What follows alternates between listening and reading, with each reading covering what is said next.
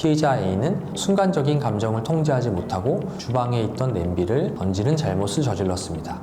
이 사건에서 결정적인 전환점은 피해자의 태도였습니다. 사건 이후 내려진 임시조치 결정에 대해서도 피해자 스스로 취소 신청을 했습니다. 안녕하세요. 당신과 끝까지 함께하는 변호사 박선정입니다. 이 영상을 보시는 분들 중 부부 간의 다툼이 말싸움에서 심화되어 가정폭력 사건까지 번지고 법의 심판을 받게 되는 상황까지 벌어져 형사처벌의 절차와 결과에 대해 찾아보시는 분들도 계실 것입니다. 오늘은 가정폭력 사건, 그 중에서도 자칫하면 특수상해로 형사재판까지 갈 수 있었던 사건이 가정보호사건으로 전환된 사례를 하나 말씀드리려고 합니다. 가정폭력 사건을 상담하다 보면 이런 질문을 정말 많이 받습니다. 이 정도면 무조건 처벌받는 거 아닌가요? 이미 검찰에 송치됐는데 돌이킬 수 없는 거죠? 하지만 모든 가정폭력 사건이 형사처벌로 끝나야만 하는 것은 아닙니다. 법은 처벌만을 위한 도구가 아니라 가정의 회복과 재발 방지라는 목적도 함께 가지고 있습니다. 오늘 말씀드릴 사건은 바로 그 법의 취지가 어떻게 현실에서 적용되는지를 보여주는 사례입니다. 2025년 12월 연말 모임이 잦은 시기였습니다. 피해자 A는 지인들과 술자리를 가진 뒤 늦은 시간 귀가를 하게 됩니다.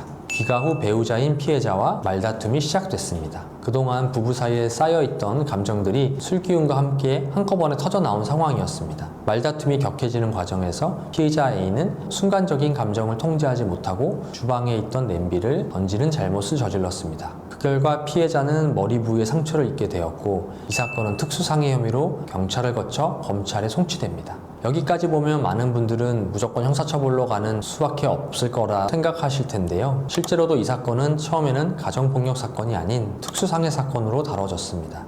제가 이 사건을 맡으면서 가장 먼저 본 것은 행위의 결과 이전의 사건의 성격이었습니다. 이 사건은 계획적인 폭행도 지속적인 폭력도 아니었습니다. 부부싸움 중 발생한 우발적 행위였고 물건을 사용하긴 했지만 순간적인 감정 폭발에 가까웠으며 평소 폭력 전력이 반복된 사례도 아니었습니다. 무엇보다 중요한 점은 피해의 정도와 이후의 회복 과정이었습니다. 피해자는 사건 직후 대학병원 응급실로 이송되었지만 출혈이 멈추자 봉합치료 없이 귀가하였습니다. 다음날 동네 의원에서 2바늘 정도 봉합하는 간단한 치료를 받았고 현재는 상처가 회복되어 일상생활에 전혀 지장이 없는 상태입니다.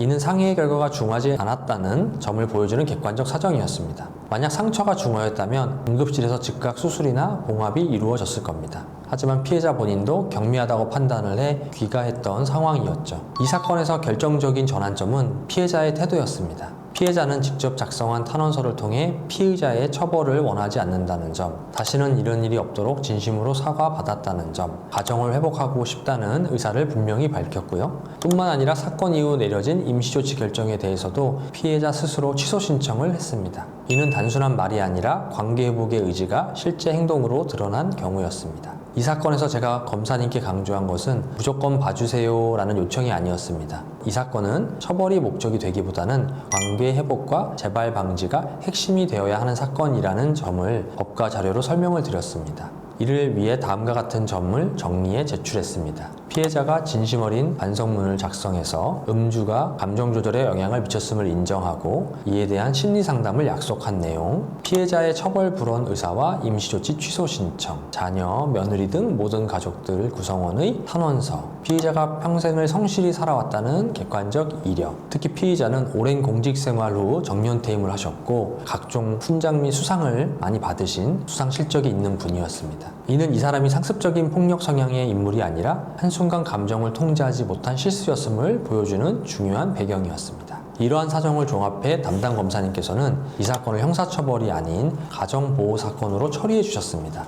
이는 형벌을 통해 낙인을 찍는 방식이 아니라 상담, 교육, 보호처분 등을 통해 가정의 평화를 회복하자는 결정이었습니다.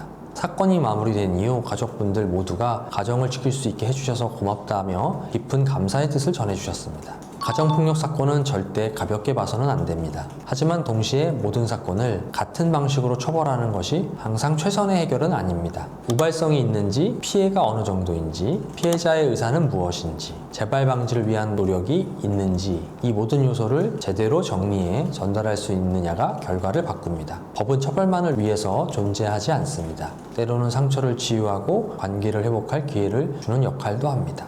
저는 가정폭력 사건을 다룰 때 늘 한 가지 기준으로 봅니다. 이 사건이 처벌로 끝나는 것이 맞는지 아니면 회복으로 가는 것이 맞는지. 여러분의 사건도 그 기준 위에서 끝까지 함께 고민하겠습니다. 끝까지 함께하는 변호사 박선정이었습니다. 감사합니다.